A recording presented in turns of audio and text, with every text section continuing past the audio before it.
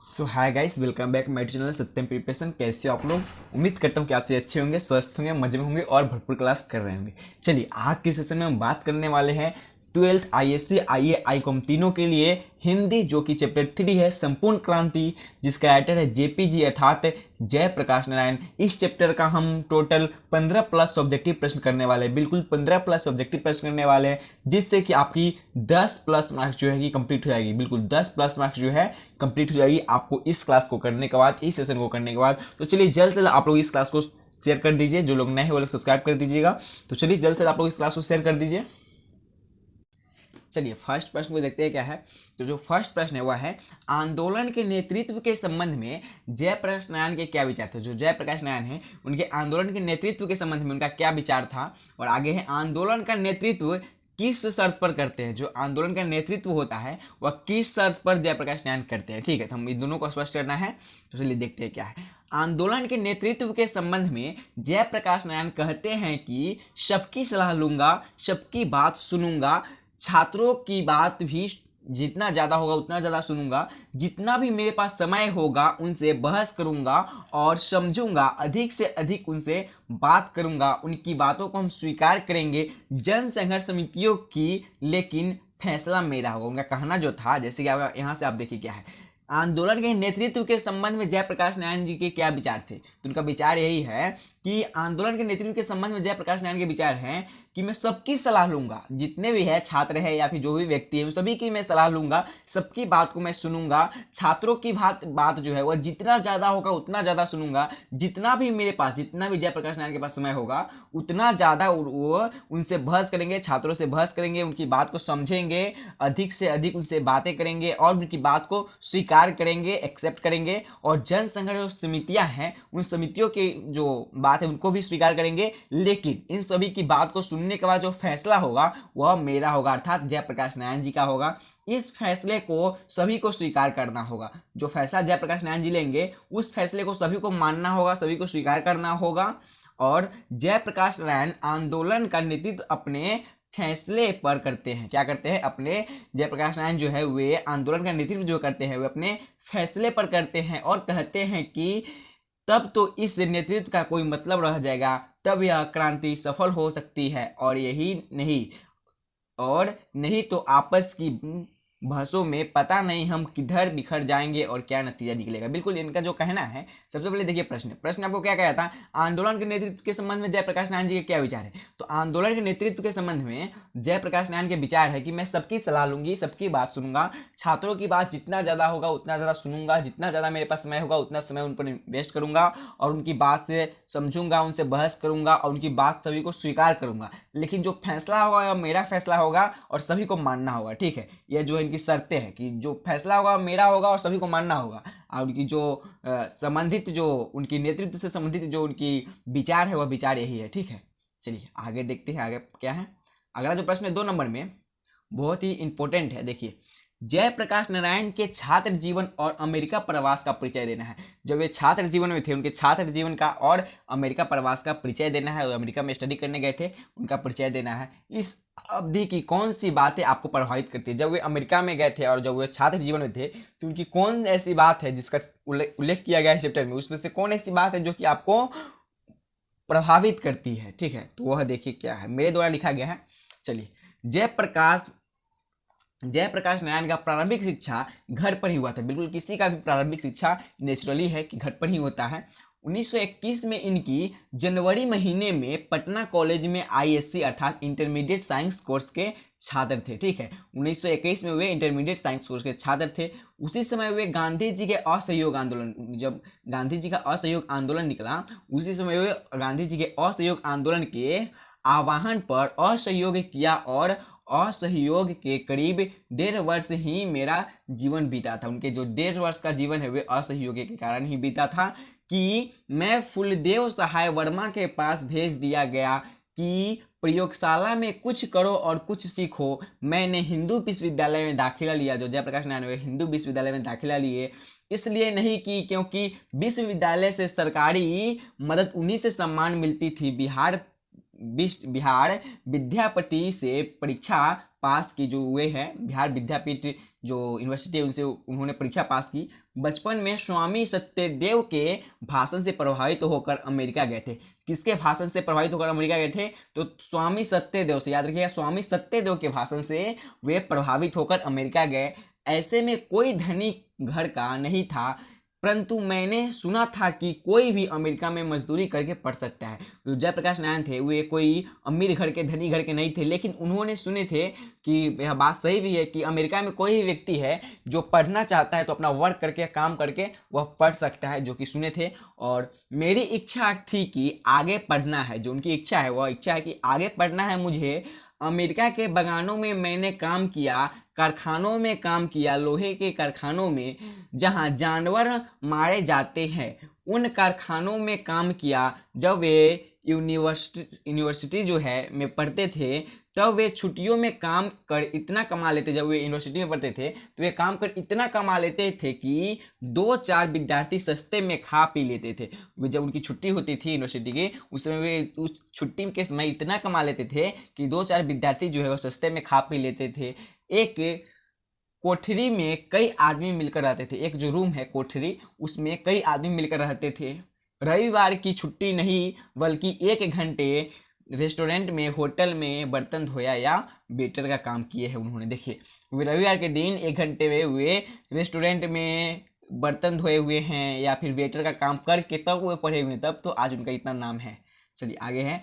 बराबर 2-3 वर्षों तक 2-3 लड़के एक ही रजाई में सोकर पढ़े हैं। बिल्कुल, एक देखिए कितना दुख सहकर पढ़े हुए हैं कि 2-3 वर्षों तक एक ही रजाई में 2-3 लड़के जो है उसमें रहकर पढ़े हुए हैं।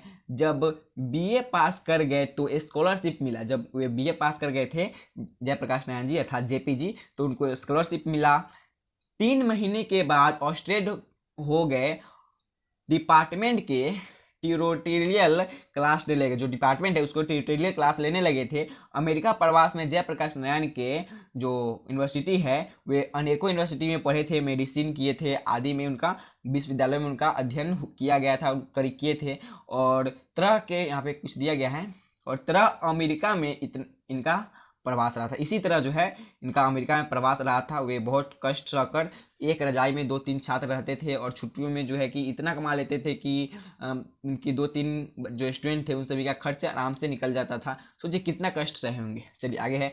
जयप्रकाश नारायण कम्युनिस्ट पार्टी में क्यों शामिल हुए थे? जो जेपी जी है वे अमेरिका से आने के बाद उन्होंने जो कि कम्युनिस्ट पार्टी को शामिल हुए थे। उसमें उस पार्टी में क्यों नहीं शामिल हुए थे इसको स्पष्ट करना है। तो ये कम्युनिस्ट पार्टी में क्यों नहीं शामिल हुए थे, ठीक है।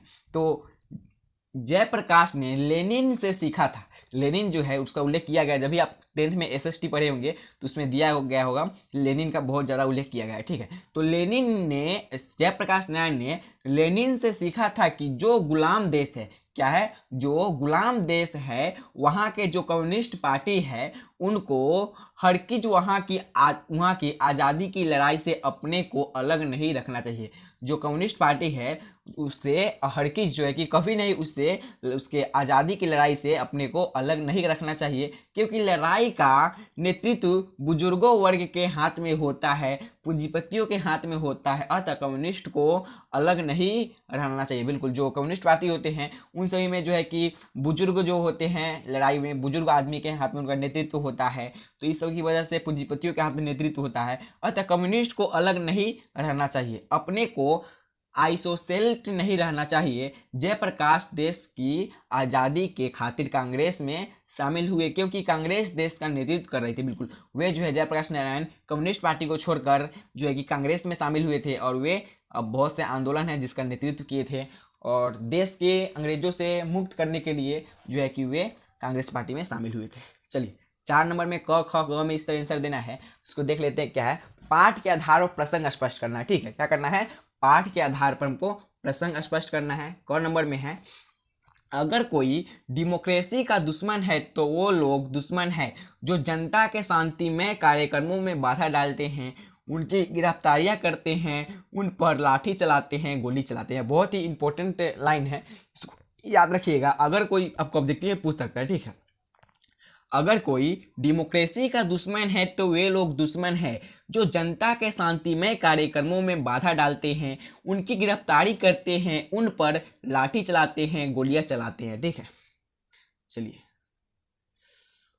उसके बाद ख नंबर में है, हमें व्यक्ति से नहीं, हमें तो नीतियों से झगड़ना है। कि व्यक्ति से नहीं, हमें नीतियों से झगड़ना है, सिद्धांतों से झगड़ना है, कार्यों से झगड़ना है। ठीक है, याद रखिएगा इसको। उससे पहले हम एक शायर अर्ज किए हैं, उसको हम एक बार सुना देते हैं कि प्यार तो बेरोजगारी में होता है, कि प्यार तो बेरोजगारी में होता है, कामयाबी देखकर तो रिश्ते आने लगते हैं। बिल्कुल, अगर आप लोग एक बार कामयाब हो जाइएगा, एक बार कोई अगर गवर्नमेंट जॉब ले लीजिएगा या फिर कोई बिजनेस में सक्सेसफुल हो जाइएगा, सेटल हो जाइएगा, तो रिश्ते आने लगेंगे। ठीक है, लेकिन यह प्यार, मोहब्बत, लव सब इस समझ पड़िएगा। जैसे खान सर का वीडियो देखते ही होंगे, 7 सेकेंड अगर किसी को आप देखिएगा तो उससे अट्रैक्शन हो जाता है। याद रखिएगा, 7 सेकेंड अगर आप किसी को देखते हैं तो उससे आपको अट्रैक्शन हो जाता है, जिसकी वजह से ऐसे प्यार व्यार कुछ होता नहीं है। ठीक है ना, तो आप लोग इस सबसे दूर रहिएगा।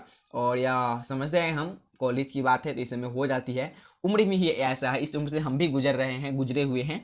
ठीक है, तो उम्र ऐसा है, लेकिन अपने आप को बचा कर चलिएगा। और फिलहाल तो 12th तक तो ऐसा काम मत कीजिएगा, 12th के बाद बहुत मौका मिलेगी, लेकिन 12th में नहीं। 12th जो होता है, 10th और 12th जो होता है वो मार्क्स के लिए होता है, मार्क्स के लिए पढ़ा जाता है, समझने के लिए पढ़ा जाता है। आगे की जो पढ़ाई है वैसे, अब किसी को फार्मेसिंग करना होगा, किसी को होटल मैनेजमेंट करना होगा, किसी को इसरो में जाना होगा, किसी को IIT करना होगा, सभी का अलग अलग सपना होता है, तो उस समय बहुत अच्छा एंजॉय मिल जाएगा। लेकिन अभी क्या है कि इस समय नहीं पड़िएगा। ठीक है, तो गम की वजह तो बहुत है, कि गम की वजह तो बहुत है जिंदगी में, मगर बेवजह मुस्कुराना का मजा ही कुछ और है। जब बेवजह मुस्कुराओगे ना तो उसका मजा ही कुछ और है। चलिए देखते हैं क्या नंबर ख में, व्यक्ति से नहीं, हमें तो नीतियों से झगड़ना है, सिद्धांतों से झगड़ना है, कार्यों से झगड़ना है। हमें किसी भी व्यक्ति से नहीं झगड़ना है। ठीक है ना, चलिए इसका क नंबर का जो आंसर है वह है, प्रस्तुत पंक्तियां महान समाजवादी नेता जयप्रकाश नारायण की संपूर्ण क्रांति शीर्षक भाषण से ली गई। यह जो है पंक्ति आपको लिखना पड़ेगा। जब भी आपको पाठ से दिया गया प्रश्न रहेगा तो आपको इतना, पाठ से तो सभी प्रश्न आती है, लेकिन पाठ के आधार पर जो रहेगा, जैसा कि आपको यहाँ पर लिखा गया है, देख लीजिए कि पाठ के आधार पर प्रसंग स्पष्ट करना है। प्रसंग स्पष्ट करना है तो फर्स्ट क प्रश्न क्या है, तो क में है, अगर कोई डेमोक्रेसी का दुश्मन है तो वे लोग दुश्मन है जो जनता के शांतिमय कार्यक्रमों में बाधा डालते हैं, उनकी गिरफ्तारी करते हैं, उन पर लाठी चलाते हैं, गोलियां चलाते हैं। ठीक है, चलिए और यहाँ से हम देखते हैं इस प्रश्न को। जैसे कि आपको इतना तो लिखना ही पड़ेगा कि प्रस्तुत पंक्ति महान समाजवादी नेता जयप्रकाश नारायण की संपूर्ण क्रांति शीर्षक भाषण से ली गई है। कहाँ से ली गई है? यह जो है भाषण है जो कि पटना के गांधी मैदान में दिया गया था, संपूर्ण क्रांति। और जो पटना का हवाई अड्डा है वे जयप्रकाश अंतर्राष्ट्रीय हवाई अड्डा, याद रखिएगा, JP जी के ही नाम से पटना का अंतर्राष्ट्रीय हवाई अड्डा है। चलिए तो इतना तो आपको लिखना ही पड़ेगा कि प्रस्तुत पंक्ति महान समाजवादी नेता जयप्रकाश नारायण की संपूर्ण क्रांति शीर्षक भाषण से ली गई है। इस पंक्ति में जयप्रकाश नारायण ने लोकतंत्र के दुश्मनों का वर्णन किया है। किसके? लोकतंत्र जो है उसके दुश्मनों का वर्णन किया है। जयप्रकाश नारायण तत्कालीन सरकार की नीतियों की आलोचना करते हुए यह बात कहते हैं कि प्रसंग है कि एक पुलिस के उच्च अधिकारी ने कहा कि नाम लेना यहाँ ठीक नहीं होगा। क्या होगा? प्रसंग यह है कि एक पुलिस के उच्च अधिकारी, किसके? पुलिस के उच्च अधिकारी ने कहा कि नाम लेना यहाँ ठीक नहीं होगा, कि मैंने दीक्षित जी के मुंह से सुना है। किसके मुंह से सुना है? तो दीक्षित जी के मुंह से सुना है कि जयप्रकाश नारायण नहीं होते तो बिहार जल गया होता। क्या होता? अगर जयप्रकाश नारायण नहीं होते तो बिहार जल गया होता। यह दीक्षित जी के मुंह से सुना गया है। तब जयप्रकाश नारायण यह सोचते हैं कि यह सारा जयप्रकाश के लिए क्यों होता है।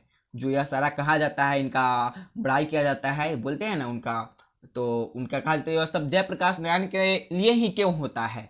उनके नेतृत्व में यह प्रदर्शन और यह सभा होने वाली क्यों लोगों को रोकते हैं। जो उनकी सभा जो होती है इनके नेतृत्व में और जो आंदोलन होते हैं वो लोगों को क्यों रोकते हैं। आप जनता से घबराते हैं, आप जनता के आप प्रतिनिधि हैं, किसकी तरह से शासन करते बैठते हैं आप। आपकी हिम्मत की पटना आने से लोगों को रोक ले आप। यहाँ लोकतंत्र है और लोकतंत्र में किसी भी व्यक्ति को शांतिपूर्वक सभा करने का अधिकार है आदि। सरकार यह सब करने के लिए रोक है, यह वह सरकार ने जो है कि निकम्मे और निचलता होती है। जब भी किसी भी इस प्रश्न से हमको यही समझ में आया है कि अगर किसी भी कार्य को जो कि हमारे देश के प्रति लाभदायक है उसको करने में अगर कोई हमको विरोध करता है, रोकता है और जो है वह बोलता है कुछ में, जैसे कि हम किसी कार्य को कर रहे हैं जो कि हमारे देश के लिए बहुत अच्छा है और वह कार्य हमारे देश के हित में लाभदायक है और उसमें कोई रोक की करता है, कोई पॉलिटिक्स में है, कोई नेता लोग करता है, तो यह जो सरकार है वह निकम्मे की सरकार होगी, ठीक है ना। वह कोई कामचोर सरकार है और निकम्मे की सरकार है, यह जयप्रकाश नारायण जी का मानना था। चलिए ख नंबर क्या था, प्रश्न ख नंबर में है, व्यक्ति से नहीं हमें तो नीतियों से झगड़ना है, सिद्धांतों से झगड़ना है, कार्यों से झगड़ना है। हमको किसी भी व्यक्ति से नहीं झगड़ना है, उस व्यक्ति की नीति से झगड़ना है, उसके कार्य से और उसके सिद्धांत से झगड़ना है। चलिए क्या है, बापू और नेहरू की इस विशेषता का उल्लेख जेपी ने अपने में किया है। 5वां नंबर प्रश्न है, ठीक है। ख हमको आंसर देखना था ना, हाँ चलिए क्या है ख में, प्रस्तुत वाक्य जयप्रकाश नारायण के भाषण संपूर्ण क्रांति से लिया गया है। यह जो है कि हमें व्यक्तियों से नहीं उनकी सोच से लड़ना है, उनके कार्य से लड़ना है। यह जो है प्रस्तुत वाक्य जो दिया गया है वह जयप्रकाश नारायण के संपूर्ण भाषण जो है संपूर्ण क्रांति से लिया गया है। आंदोलन के समय जयप्रकाश नारायण के कुछ ऐसे मित्र थे जो चाहते थे कि जेपी और इंदिरा जी के मेल मिलाव हो जाए, जो जेपी जी थे उनका और इंदिरा से इनका मेल मिलाव हो जाए। इसी प्रसंग में जेपी ने कहा है कि उनका किसी व्यक्ति से झगड़ा नहीं है। जेपी जी का कहना यह है कि उसका किसी व्यक्ति से झगड़ा नहीं है, चाहे वह इंदिरा जी हो या फिर कोई और, उन्हें तो उनकी नीतियों से झगड़ा है, सिद्धांतों से झगड़ा है, कार्यों से झगड़ा है। जो कार्य गलत होंगे, जो नीति गलत होगी, जो सिद्धांत गलत होंगे, चाहे वह कोई भी करे वे विरोध करेंगे उनका। बिल्कुल कोई भी आदमी हो, उसका सिद्धांत गलत है, उसका नीति गलत है, उसका हमको विरोध करना चाहिए। कि बेइज्जती का जवाब इतनी इज्जत से दो कि बेइज्जती का जवाब इतनी इज्जत से दो कि सामने वाला खुद शर्मिंदा हो जाए, सामने वाला खुद शर्मिंदा हो जाए। चलिए 5वां नंबर में है कि बापू और नेहरू किस विशेषता का उल्लेख जेपी के अपने भाषण में किए हैं। जो बापू है और नेहरू जी है, जेपी जी किस विशेषता का उल्लेख जो है, उनके विशेषता का उल्लेख जो है जेपी ने अपने भाषण में किया है। बापू और नेहरू जी की विशेषताएं को हमको देखना है और उस विशेषताएं को जो है जेपी जी अर्थात जयप्रकाश नारायण जी ने अपने भाषण में उपयोग किया है, उसको हमको देखना है, ठीक है। तो जेपी ने अपने भाषण में बापू एवं नेहरू की विशेषताओं का उल्लेख किया है। जयप्रकाश नारायण कहते हैं कि जब हम नौजवान थे तब उन जमाने में यह जुर्जरत होती थी हम लोग की बापू के सामने हम कहते थे हम नहीं मानते हैं बापू यह बात, और बापू में इतनी महानता थी वे बुरा नहीं मानते थे, फिर भी बुलाकर हमें प्रेम से झगड़ना चाहते थे, समझते थे। जेपी कहते हैं कि जवाहरलाल मुझे मानते बहुत थे और मैं उनका बड़ा आदर और प्रेम करता था, परंतु उनकी कटु आलोचना भी करता था, उनके जो है कटु आलोचना भी करते थे जेपी जी जयप्रकाश नारायण जी। लेकिन बड़प्पन था कि वे बुरा नहीं मानते थे, अक्सर वे जो हमारे नेहरू जी है वे बुरा नहीं मानते थे, लेकिन अक्सर वे हमारी आलोचनाओं का बुरा नहीं मानते थे। उनके साथ जो मतभेद था वह परराष्ट्र की नीतियों को लेकर था। जो प्रजा परराष्ट्र होते हैं, परराष्ट्र, उसकी नीतियों को लेकर था उनसे नाराजगी, ना कि उनकी व्यक्तिगत किसी से नाराजगी था। बिल्कुल जयप्रकाश नारायण जी से हमें बहुत चीज़ सीखने को मिली है और उनसे यह भी चीज़ सीखने को मिली है किसी से व्यक्तिगत झगड़ा नहीं करना चाहिए, ठीक है। उसकी सोच जो है, नीति है, उनसे झगड़ा हम लोग को होता है। कि पल पल रंग बदल रही है दुनिया की, पल पल रंग बदल रही है दुनिया, लोग पूछ रहे हैं होली कब है, होली कब है। बिल्कुल अभी तो पल पल रंग बदल रही है दुनिया, लेकिन लोग पूछते हैं होली कब है। चलिए भ्रष्टाचार की जड़ क्या है, जो भ्रष्टाचार है उसकी जड़ क्या है, क्या आप जेपी अर्थात जयप्रकाश नारायण से सहमत हैं? इसे दूर करने के लिए क्या सुझाव देंगे? बिल्कुल हम मेरे द्वारा जो सिलेक्ट किया गया है वो पंक्ति यहाँ पे दिया गया है कि भ्रष्टाचार की जड़ क्या है, जो भ्रष्टाचार है उसकी जड़ क्या है, और जो जेपी जी, आप क्या जेपी जी से जयप्रकाश नारायण जी से सहमत हैं? इसे दूर करने के लिए आप क्या सुझाव देंगे? भ्रष्टाचार को दूर करने के लिए आप क्या सुझाव देंगे? तो उसी सुझाव को यहाँ पे स्पष्ट कर दिया गया है। देखिए आप अपने मन से भी अपने सुझाव को लिख सकते हैं, अगर आपके मन में कुछ ऐसा सुझाव है उसको भी, ठीक है। चलिए उत्तर में है, हमारी नज़र में भ्रष्टाचार की जड़ सरकारी गलत नीतियां हैं। क्या है? जो हमारी नज़र में जो है भ्रष्टाचार की जो जड़ है वह सरकार की गलत नीतियां है। इस गलत नीतियों के कारण भूख है, महंगाई है, भ्रष्टाचार है, कोई काम जनता का नहीं निकलता है, बिल्कुल कोई भी काम है जो कि जनता का नहीं निकलता है बगैर रिश्वत दिए। जब तक आप लोग घूस नहीं देते हो, रिश्वत नहीं देते हो, तब तक कोई भी काम नहीं निकलता है। सरकारी दफ्तरों में बैंकों में हर जगह टिकट लेना है, कोई भी सरकारी दफ्तर है उस सभी में हर जगह टिकट लेना ही पड़ता है। उसमें जहाँ भी हो रिवर्स के बगैर रिश्वत जो होते हैं, रिश्वत के बगैर काम नहीं होता है, किसी भी रिश्वत के बगैर काम नहीं होता है। हर प्रकार के अन्याय के नीचे जनता दब रही है, शिक्षण संस्थाएं भ्रष्ट हो रही है, हमारे नौजवानों की भविष्य अंधेरे में पड़ा हुआ है, जीवन उनका नष्ट हो रहा है। इस प्रकार चारों ओर भ्रष्टाचार व्यक्त है। इसे दूर करने के लिए हमें समाजवादी तरीके से सरकार ऐसी नीतियां बनाए जो लोग कल्याणकारी हो। बिल्कुल जो है सरकार की गलत नीतियां क्या है, देखिए भ्रष्टाचार की जो जड़ है वो सरकार की गलत नीतियां है, ठीक है। तो यहाँ तो आपको ये सर हो गया क्लियर कि भ्रष्टाचार की जड़ क्या है। तो भ्रष्टाचार की जड़ सरकार की गलत नीतियां है। क्या आप जेपी जी से सहमत है? बिल्कुल हम सभी जेपी जी से सहमत हैं। तो आप सहमत है कि नहीं आप लिख सकते हो, लेकिन हम तो जेपी जी से सहमत है। और इसे दूर करने के लिए आप क्या सुझाव देंगे? तो इसे दूर करने के लिए सुझाव जो है वह है कि जीवन उनका नष्ट हो रहा है। इस प्रकार चारों ओर भ्रष्टाचार व्यक्त है। क्या है? चारों ओर तो भ्रष्टाचार ही है। इसे दूर करने के लिए याद रखिएगा, यहाँ से है, इसे दूर करने के लिए समाजवादी तरीके से सरकार ऐसी नीतियां बनाए, जो है समाजवादी तरीके हैं उसे सरकार ऐसी नीतियां बनाए जो कल्याणकारी हो। कैसी हो? कल्याणकारी हो। चलिए अगला जो है यहाँ पर 7 नंबर में है, दलविहीनी लोकतंत्र और साम्यवाद में कैसा संबंध है। तो दलविहीनी लोकतंत्र है उसमें और साम्यवाद में जो कैसा संबंध है उसका, उस संबंध को हमको स्पष्ट करना है, ठीक है। तो आंसर है आपका दलविहीनी लोकतंत्र सर्वोदय विचार का मुख्य राजनीतिक सिद्धांत है। क्या है? जो दलविहीनी लोकतंत्र है वह सर्वोदय विचार का मुख्य राजनीतिक सिद्धांत है और ग्राम सभाओं के आधार पर दलविहीनी प्रतिनिधित्व स्थापित है। क्या है? ग्राम सभाओं के आधार पर जो है दलविहीनी प्रतिनिधित्व आधार स्थापित है। दलविहीनी लोकतंत्र तो मार्क्सवाद तथा लेनिनवाद के मूल उद्देश्य में से है। क्या है? मार्क्सवाद जो है और लेनिनवाद जो है उसके मूल उद्देश्यों में से है। मार्क्सवाद के अनुसार समाज जैसे जैसे साम्यवाद की ओर बढ़ता जाएगा वैसे वैसे राज्य स्टेट का क्षय होता जाएगा और अंत में एक स्टेटलेस सोसाइटी कामयाब हो जाएगी। बिल्कुल स्टेटलेस सोसाइटी जो है सोसाइटी वह कामयाब हो जाएगी। वह समाज अवश्य ही लोकतांत्रिक होगी, बल्कि उस समाज में लोकतंत्र का सच्चा स्वरूप प्रकट होगा और वह जो है लोकतंत्र निश्चित दलविहीनी होगा। दलविहीनी जैसे कि देखिए इसमें क्या कर रहा है आपका प्रश्न कि दलविहीनी लोकतंत्र और साम्यवाद में हमको संबंध स्पष्ट करना है। तो दलविहीनी लोकतंत्र क्या है और साम्यवाद क्या है, ठीक है। इसको स्पष्ट करने के सबसे पहले हमको क्या करना होगा, देखिए बहुत ही ईजी है, इसको समझने वाली बात है। ये सब इतना कोई डिफिनेशन है, याद करने वाली बात नहीं है, बिल्कुल समझने वाली बात है। क्या है इसको देख लीजिए एक बार कि दलविहीनी लोकतंत्र सर्वोदय विचार का मुख्य राजनीतिक सिद्धांत है। क्या है? जो दलविहीनी लोकतंत्र है वह सर्वोदय विचार का मुख्य राजनीतिक सिद्धांत है और ग्राम सभाओं के आधार पर दलविहीनी प्रतिनिधित्व स्थापित है, ठीक है। दलविहीनी जो प्रतिनिधित्व स्थापित है वह मुख्य जो है वह मुख्य राजनीतिक सिद्धांत के आधार पर है, ठीक है।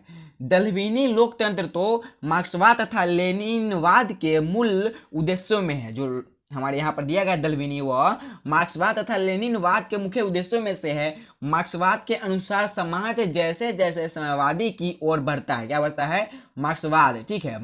मार्क्सवाद जो है के अनुसार जैसे जैसे साम्यवाद की ओर बढ़ता जाएगा वैसे वैसे राज्य स्टेट का क्षय होता जाएगा, ठीक है।